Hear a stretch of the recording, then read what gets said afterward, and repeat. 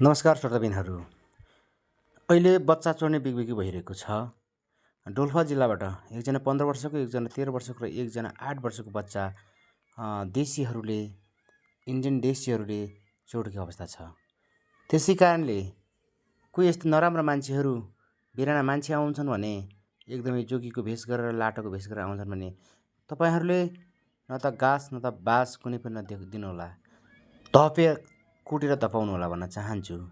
आदरणीय कर्णालीवासी नेपालका विभिन्न ग्रामीण क्षेत्रका आमाबुवा दाजुभाइ तथा दिदीबहिनीहरूलाई तपाईहरूलाई कस्तो लाग्छ मेरो सल्लाह सुझाव त्यही अनुसार तपाईँले प्रतिक्रिया दिन चाहनुहुन्छ। किन भन्दाखेरि बच्चालाई बेचबिखन गर्ने यिनी दलालहरूलाई कसैले पनि बचाउनु पनि हुन्न, राख्नु पनि हुन्न।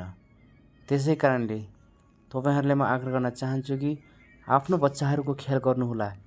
त्यसै बाहुनी आफ्नो घर छिमेकको बच्चाहरूलाई पनि सम्झाउनु होला भन्न चाहन्छु।